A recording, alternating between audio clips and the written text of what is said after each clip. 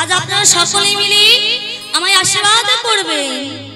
যতদিন এই জীবনে বেঁচে থাকবো বাবা, ততদিন যেন আমি কৃষ্ণ কথা বলতে পারি, গৌর কথা বলতে পারি। আজ আপনারা সকলে মিলে আমায় আশীর্বাদ করবেন।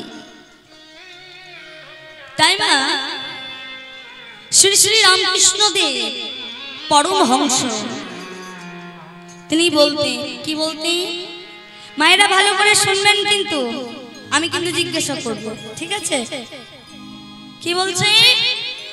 বলছে তব কথামৃতম তপ্ত জীবনম কভি ভিড়িতম কলমশাপহম শ্রবণ মঙ্গলম সমদাততম ভুরি হেরান্তি যে ভুরি দাজনা। বলছে আজ আমি এই জায়গায় যে গান করছি বাবা দাঁড়িয়ে, বলছে এই জায়গাটার একটা মূল্য আছে, আর আপনারা যে তিরপলের উপরে বসে গান শুনছেন এটার একটা মূল্য আছে। অযাচিত কৃপা করে আপনাদের কৃপায় যে আমি এখানে দাঁড়াতে পেরেছি, এটা বড় কথা না। আজ আপনাদের আশীর্বাদে বাবা আমি এখানে দাঁড়াতে পেরেছি। এই যে আপনারা শুনছেন এটাই হচ্ছে বড় কথা। যত শুনবেন তত মঙ্গল হবে। দিনে মা সারাদিন কাজকর্মে দিন চলে যায়, কিন্তু আমাদের হরি বলে বলা হয় না। সারাদিন এই কাজ ওই কাজ এই কাজ করি দিন চলে যাচ্ছে। একবারও কি দিনে মা একবারও হরি বল বলেছেন? আর এখন বাবা আধুনিক যুগ, হাতে এখন কি এসেছে? মোবাইল, তাই তো? সারাদিন মোবাইল দেখে যাও, ভিডিও কল, কত কিছু, তাই না? কিন্তু ফোনটা একটা ভালো জিনিস, আবার খারাপও জিনিস। যে ভালো করে থাকবে সে ভালো, আর যে খারাপ চাইবে সে খারাপ হবে। কিন্তু দিনে একবার হরি বল বললে ওতে অনেক পূর্ণ হয় মা। তাহলে চেষ্টা করবেন যেন দিনে একবার অন্তত একবার হরি বল বলতে পারি। আর কারোর সাথে দেখা হলে মা ভালো জিজ্ঞেস করার আগে যে ভালো আছেন বা কিছু, তার আগে কি বলবেন বলুন তো? হরে কৃষ্ণ, জয় নিতাই, এইগুলো বলবেন। এতে অনেক পূর্ণ হয়। কি বলছে? তব কথামৃতম তপ্ত জীবনম। বলছে হে প্রভু, তোমার কথা অমৃত তুল্য। বলি অমৃত? এই অমৃত আবার কি জিনিস? ও মা, অমৃত পান করলে কি হয়? বাবারা আমাদেরকে বলবে অমৃত পান করলে কি হয় বাবা? অমরত্ব লাভ হয়, অর্থাৎ তার কখনো মৃত্যু হয় না। তাই প্রভুকে বলছে, প্রভু গো তোমার কথা অমৃত তুল্য, তব কথামৃতম তপ্ত জীবনম। বলছে আমাদের এই উত্তপ্ত জীবন, সংসারে সারাদিন কাজকর্ম করি, তাই তো? সারাদিন ভাই বোন আত্মীয় স্বজন বিষয় সম্পত্তি, সংসারে মায়া জালে জর্জরিত হয়ে আমাদের এই জীবন। কিন্তু এই জীবনকে একমাত্র শীতল করতে পারে কি না? এই ভগবানের নাম। তাই কি বলছে? তব কথামৃতম তপ্ত জীবনম কবি ভিড়িতম কলমশাপহম। কলমশ কথার অর্থ কি মা? ধুলো বালি নোংরা ময়লা, এগুলোকে বলা হয় কলমশাপহম। এই কলমশ কি করে না, এই মনের মধ্যে যে ধুলো বালি নোংরা ময়লা যেগুলো আছে সেইগুলোকে পরিষ্কার করে দেয় এই কলমশাপহম। কারণ এই ভগবানের নাম। বলছে শ্রবণ মঙ্গলম। বলছে ভগবানের নাম যত শোনা যায় ততই ভালো, ততই মঙ্গল। তাই তো মা একটা কথা চিন্তা করে আপনারা বলুন তো, সারাদিন কাজকর্ম করে এই যে আমরা হরিবাসনে বসেছে, একটুকু সংসারের চিন্তা আছে যে ঘরে যে আমাকে এই কাজটা করতে হবে, একে এই করতে হবে, ওনাকে এই করতে হবে, কিছু মনে থাকে? মনে থাকে না?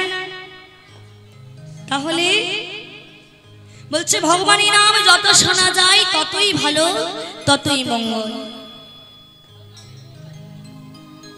তারপরে কি বলছে? শ্রবণ মঙ্গলম সমাদাতাং ভুরি হেরান্তি যে ভুরি দাজনা। ভুরি দাজনা কথার অর্থ কি? না যেজন বরেণ্য পুরুষ, যেজন সর্বশ্রেষ্ঠ পুরুষ, যেজন এই হরিনামে ডুব দিতে পেরেছে, যেজন এই হরিনাম সংকীর্তন কি তার আস্বাদন, রস আস্বাদন করতে পেরেছে, সেই হচ্ছে বরেণ্য পুরুষ, সেই হচ্ছে সর্বশ্রেষ্ঠ পুরুষ। বলছে তব কথামৃতম তপ্ত জীবনম কবি ভিড়িতম কলমশাপহম শ্রবণ মঙ্গলম সমাদাতাং ভুরি হেরান্তি যে ভুরি দাজনা। আজ আমরা শুভক্ষণে, শুভ লগ্নে আজ আমরা ভগবানের কথা সাধন করব। কিন্তু মা, লীলা আরম্ভে আমি একটা শ্লোক বলেছিলাম, কি বলুন তো? আমি কিন্তু আগে বলেছি যে আমি জিজ্ঞাসা করব, তো বলুন তো মা, লীলা আরম্ভে আমি একটা শ্লোক বলেছিলাম। এই শ্লোকটি কিন্তু বাবা যেমন তেমন শ্লোক নয়। যেমন গুরুদেবকে প্রণাম করতে গেলে তাদের একটা মন্ত্র থাকে, শ্রীকৃষ্ণকে প্রণাম করতে গেলে যেমন একটা মন্ত্র থাকে, তেমনই মা আমার এই চৈতন্যদেবকে প্রণাম করতে গেলে এই মন্ত্রটি দিয়ে বলতে হয়। কি বলতে হয়?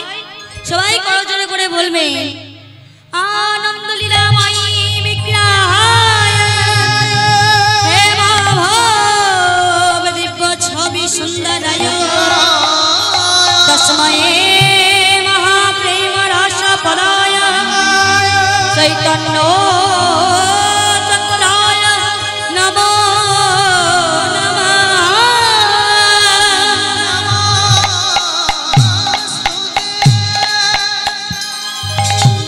মায়েদের মনে থাকবে তো?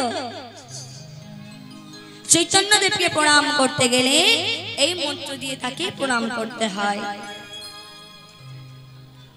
এই যে মা আনন্দ লীলাময়ী বিগ্রহায় বলছে, একটা কথা বলুন তো মা, আনন্দ কিন্তু বাবা আমরা অনেক প্রকার উপভোগ করি। আজ এই হরিবাসরে বসে এই যে আনন্দ, সেটাও আমরা উপভোগ করতে পারছি। কিন্তু অনেকে অনেক প্রকার আনন্দ উপভোগ করে। কেমন না? কেউ বাবা মদ খেয়ে আনন্দ পায়, সারাদিন একবার পেলে তো হয়ে গেল, কাজ শেষ, ওতেই খুব আনন্দ। আর সে মদটা খেয়ে বাবা রাস্তায় গালাগালি দিয়ে দিয়ে চলে যাবে। আর কেউ বা তাস খেলে আনন্দ পায়। তাই বাবা তাস খেলার অনেক জায়গা আছে বাবা, সুন্দর সুন্দর জায়গা। কেমন জায়গা? না মন্দির।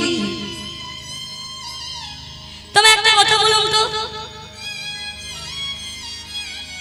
কোন একটা মসজিদে কখনো দেখেছেন যে মুসলিম ছেলেদেরকে কখনো তাস খেলতে? কিন্তু আমাদের হিন্দু সমাজে কি হয়, ক্লাবে যে জায়গাগুলো আছে সেখানে খেলা হয় না, খেলা হয় কোথায়? না এই মন্দিরের এই আটচালায় খেলা হয়। তো কিন্তু এগুলো বন্ধ করতে হবে। এগুলো হচ্ছে একটা পবিত্র স্থান, এগুলো তো অপবিত্র করলে হবে না। এই যে আমরা কণ্ঠে তুলসীর মালা বা বেলকাঠের মালাই পরি, যখন রাস্তা দিয়ে বেরোই তখন পাড়ার লোকগুলো কি বলে, আরে এখন থেকে মালা পরে নিলি, বলে তো মা, বাবা বলে তো। রাস্তায় যদি কতজন যে বলবে যে এখন থেকে মালাধারী হয়ে গেলি, এখন থেকে মালা নিয়ে নিলি, বলে তো। কিন্তু মা একটা মুসলিমের ছেলে যাক সেই পথ দিয়ে কেউ তাকে কিচ্ছু বলবে না। তাহলে আমাদের এই সনাতন ধর্মকে আমাদেরকে বাঁচিয়ে রাখতে হবে, হবে তো না?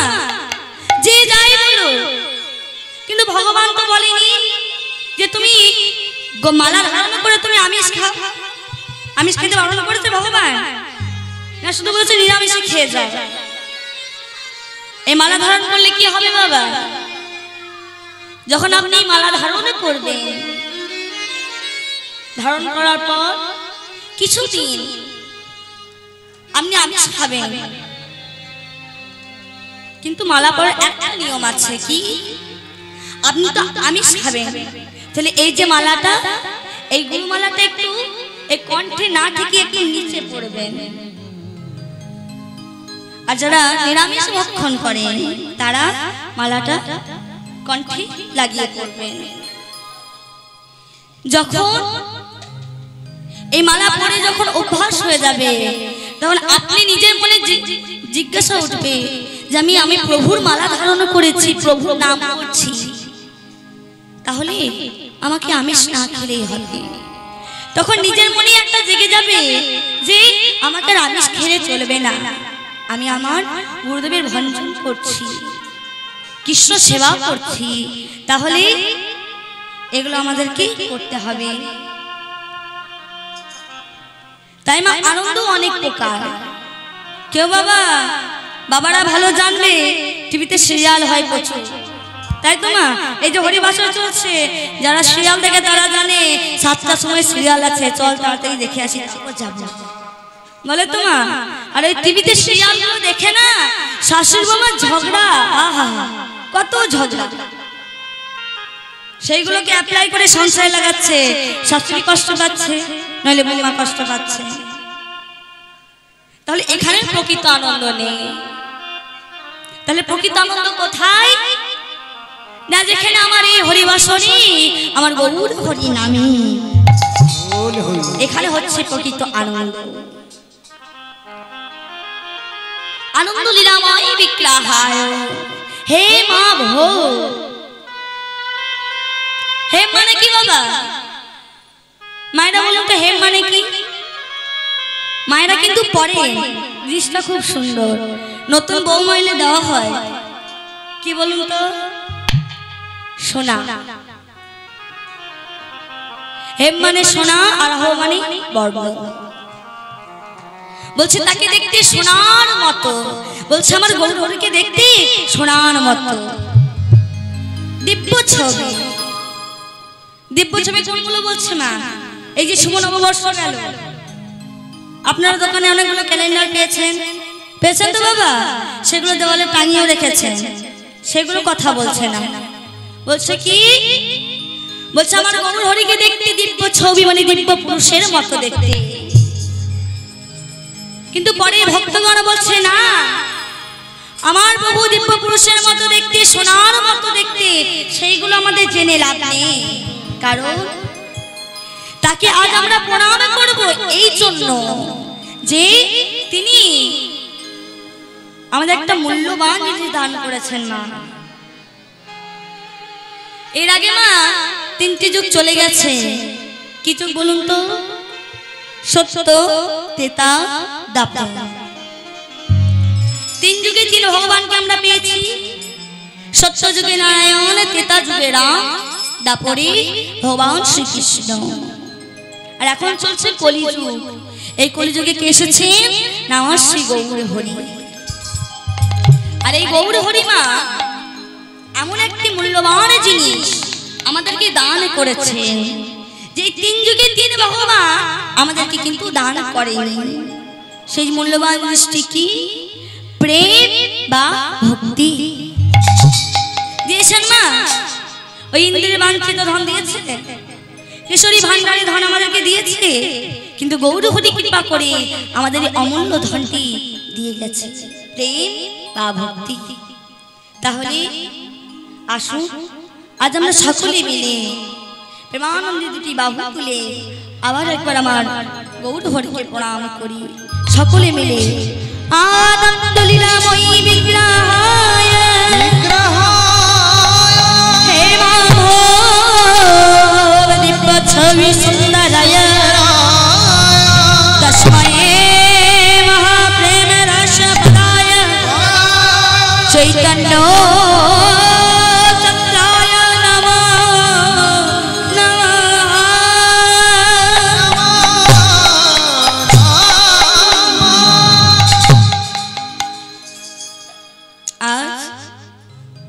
আমরা শুভক্ষণে শুভ লগ্নে ভগবানের নাম আস্বাদন করব। আজ আমরা যে লীলাটি আস্বাদন করব সেই লীলাটি হচ্ছে প্রভু সেবানন্দ। তাই আজ পদকর্তা কি বলছি, বলছে যদি গৌরাঙ্গ না হইতো কেমনে হইতো কেমনে ধরি থামরে শ্রী রাধার মহিমা তব প্রেম সীমা এই জগতে জানা তোকে। আমার গৌর হরি যদি বাবা কৃপা করে না আসতো তাহলে কি আমরা জানতে পারতাম এই হরিবাসরের কথা, কীর্তনের কথা?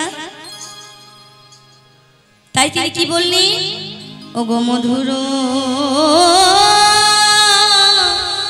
বৃন্দা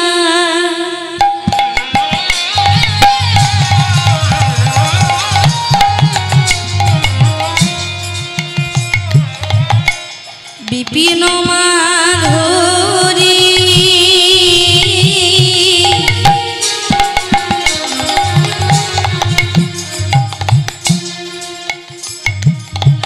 প্রবেশ চাতুরিষা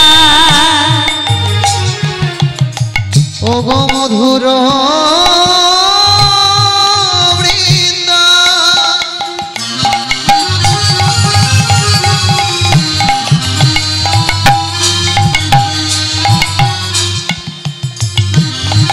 বিপিন মাধুরী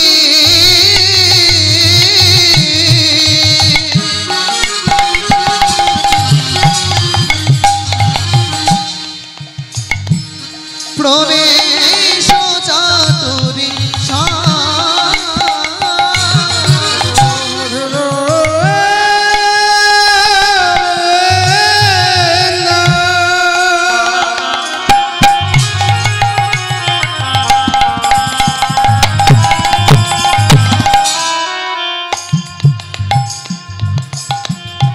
বিভিন্ন মাধুরী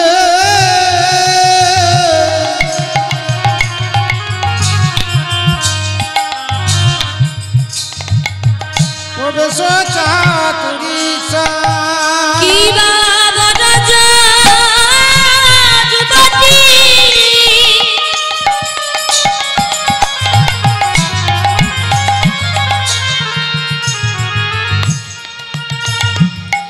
ভবের ভগতি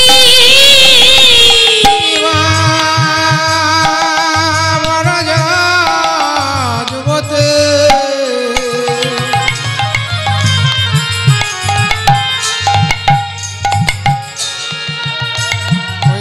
ভবের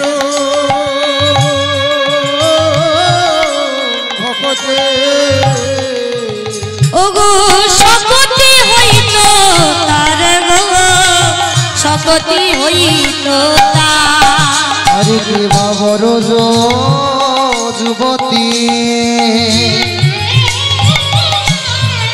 ওরে প্রাণে সজনী রে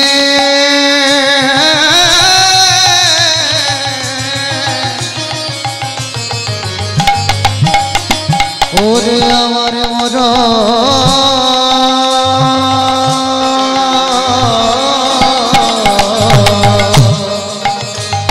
কি বাবর যুবতী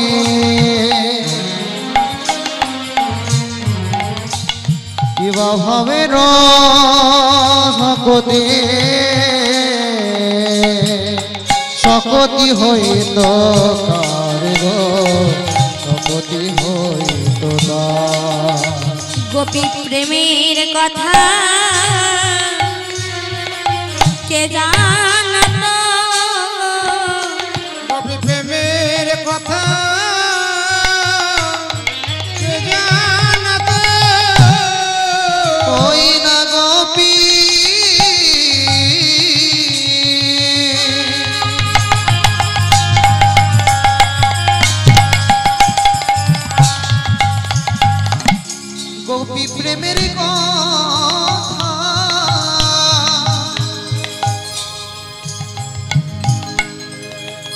কথা কে জানাতো যদি গৌর মনে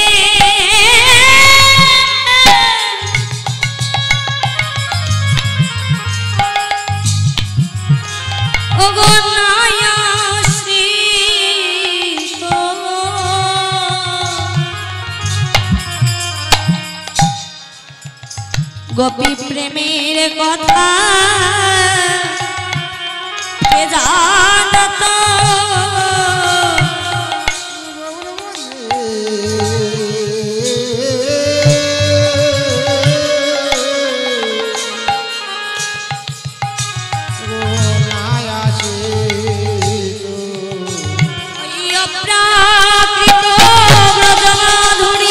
বিদায়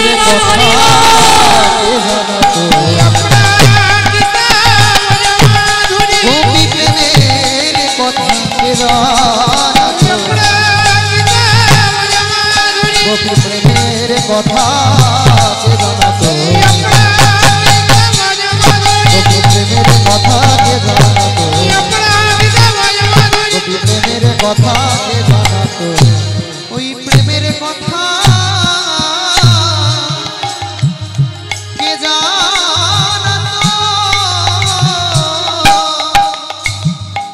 তাহলে বাবা আমার গৌর হরি যদি কৃপা করে না জানাতো তাহলে কি আমরা জানতে পারতাম সে ব্রজ প্রেম মাধুরীর কথা? মা তিনি জানিয়েছেন বলেই তো জেনেছি, তাই না? একদিন কি হয়েছে জানি,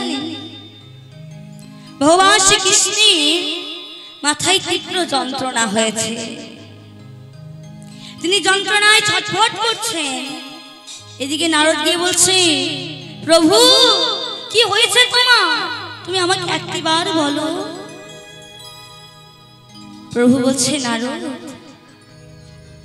আমার যে বড্ড মাথা যন্ত্রণা, নারদ তুমি কৃপা করে একবার বলে দাও এই মাথা যন্ত্রণা কেমন ভাবে সারবে।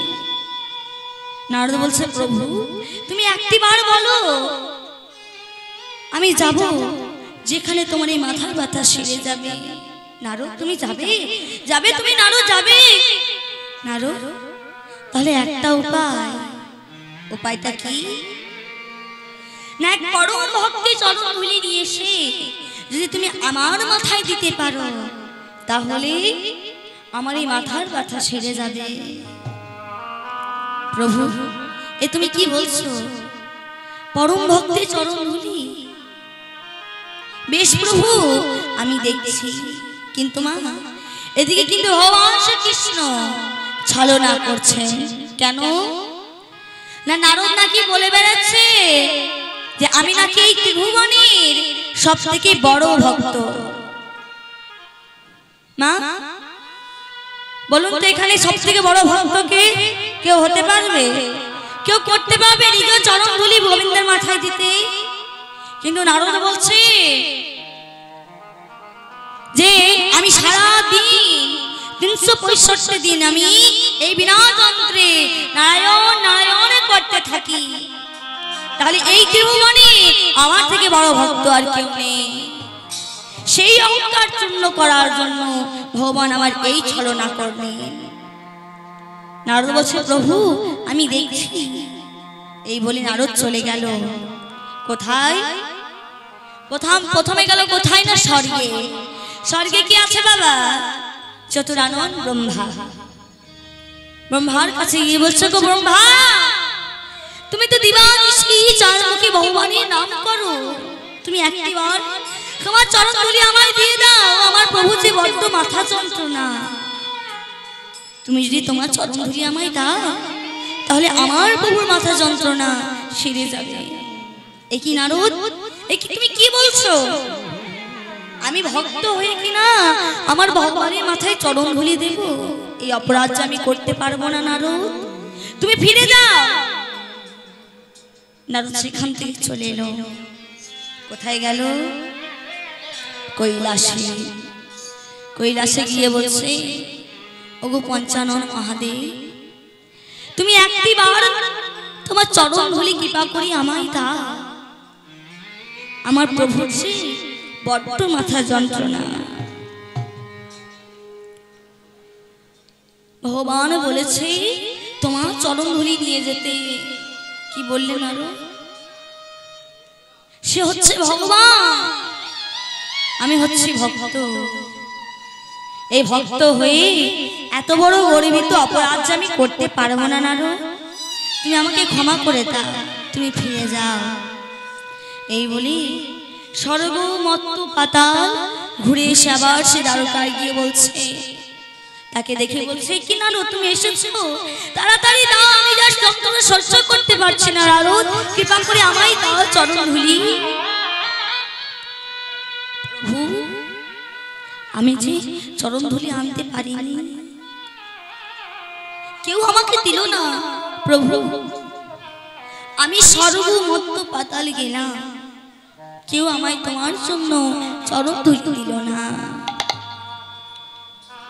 ভগবান মনে মনে ভাবছে যে নারদ, তুমি নাকি বলে বেড়াচ্ছ এই ত্রিভুবনে নাকি তুমি সব থেকে বড় ভক্ত, তো কই নারদ তোমার চরণ ধুলি তো দিলে না।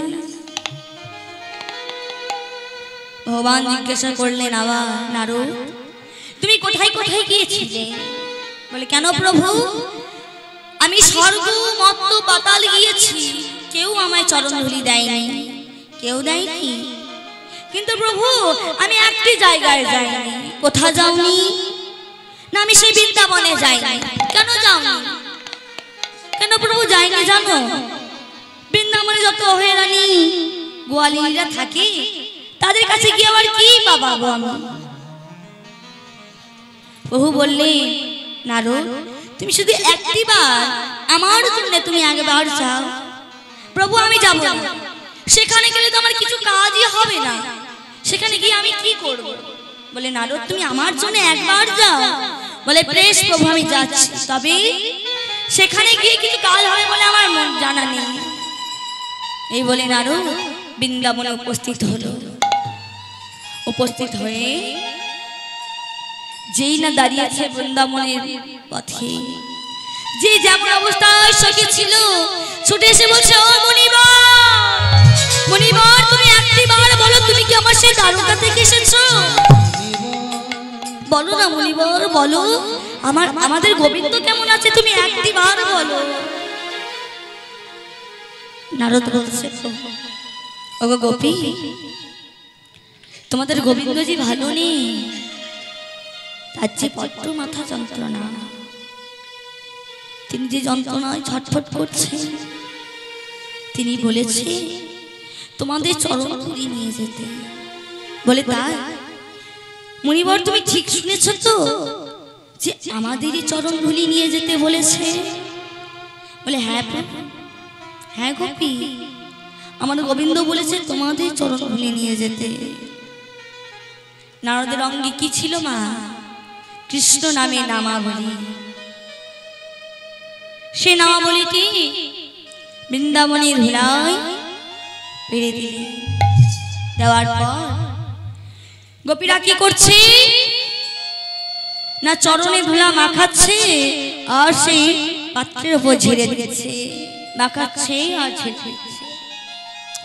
যখন নেওয়া হয়ে গেল, সে বস্ত্রটিকে হাতে নিয়ে নারদ বলছে যাবার সময়, ও গোপী তোমাদের একটা কথা বলে যায়। বলে, গোপী তোমাদের কিন্তু পাপের ভয় হলো না? বলি, কেন নারদ?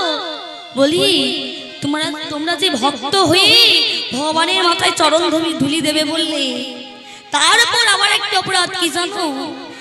যে জায়গায় তোমরা চরণ ধুলি দিলে সেই জায়গায় তোমার গোবিন্দের নাম লেখা ছিল। মা থাকে না নামাবলীতে হরে কৃষ্ণ লেখা, সেই নামাবলীর উপরে চরণ ধুলি দিয়েছে।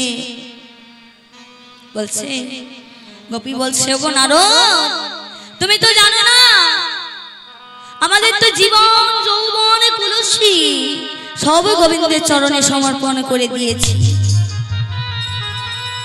আমি তার দুঃখ কষ্ট দূর করার জন্য তুমি যদি বলো নরকে যেতে, নরকেও যেতে পারি। নরক থেকে যদি আরো নিকৃষ্ট জায়গায় থাকতে যেতে বলি, আমি সেই জায়গায়ও যেতে পারি। তুমি কি জানো না জানো, আমরা কৃষ্ণ সুখে সুখী নারায়ণ হৃদয় হরি বল।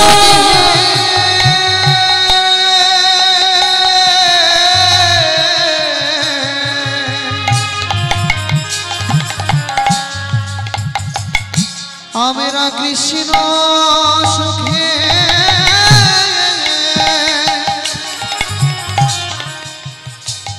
সুখে সুখী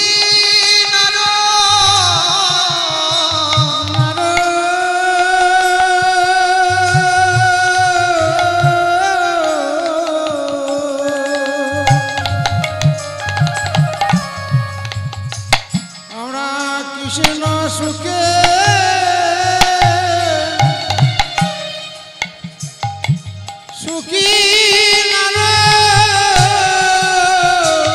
তার সুখী বিনা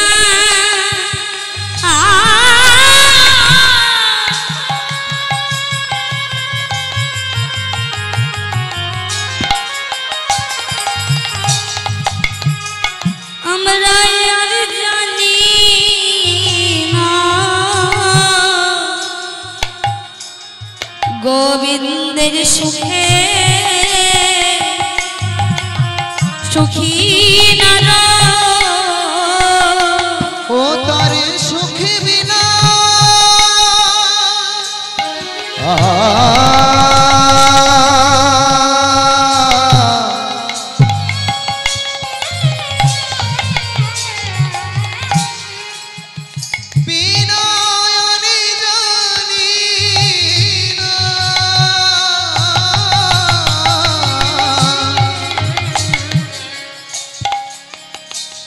গোবিন্দ সুখে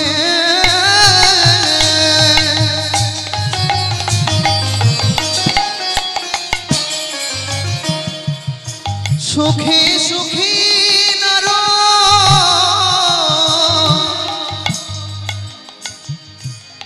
তাহলে বাবা আমারও গৌরহরি যদি কৃপা করে না জানাতো, তাহলে কি আমরা জানতে পারতাম ব্রজ প্রেম মাধুরীর কথা? তাই তিনি আবারও বললেন, ওগো মধুর বৃন্দা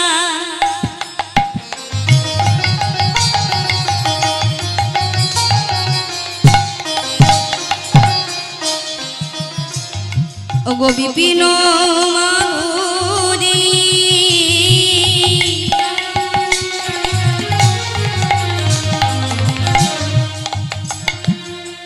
প্রবেশ চাতুরী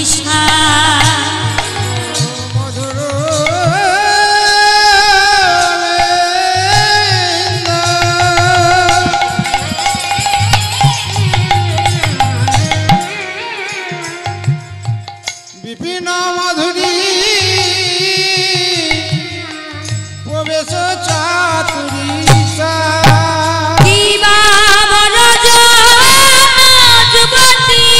প্রাণী সজনী রে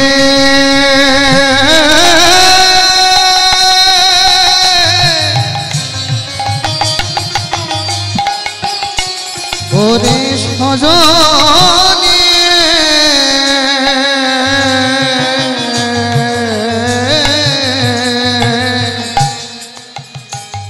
সজনী রে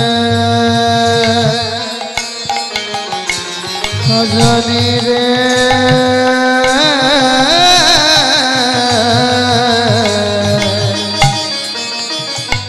কিবা বরজ যুবতী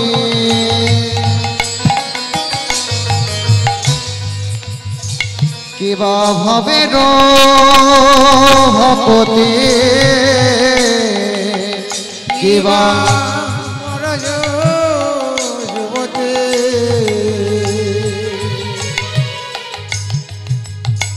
ওই ভাবের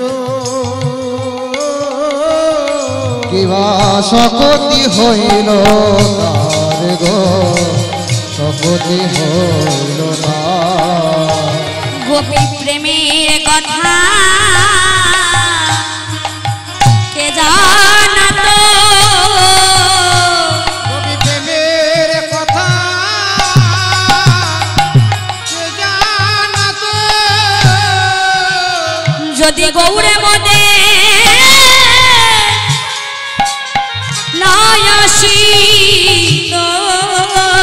গোপী প্রেমের কথা কে জানাতো ও যদি গৌরী মতে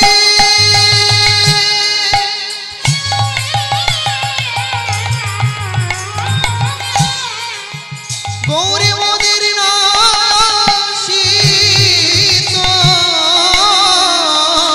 ওই অপ্রাকৃত ব্রজমাধুরী যদি গৌরী মোদের নাসিত যদি গৌরী মোদের নাসিত যদি গৌরী মোদের নাসিত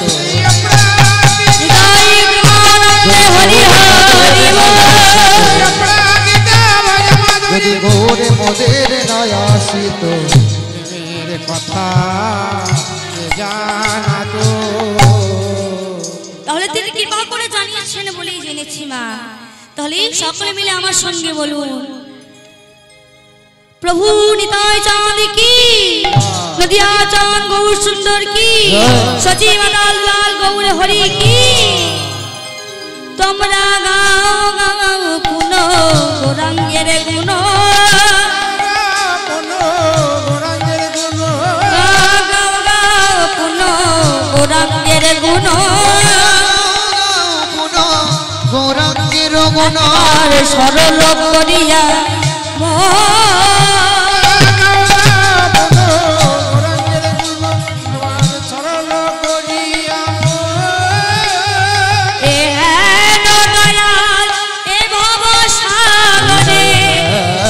দয়ালে ভব সাগরে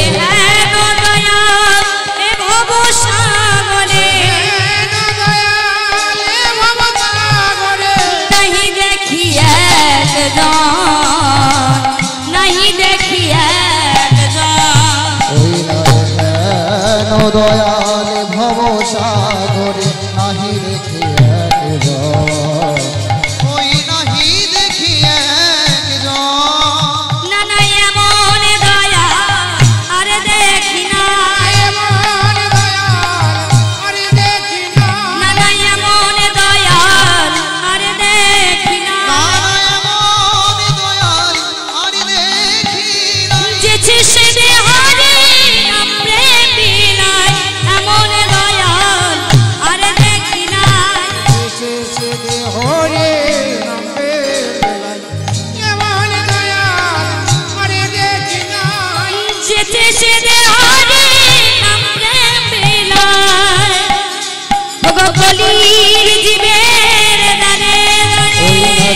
সিদে হরি না প্রেম বিলাই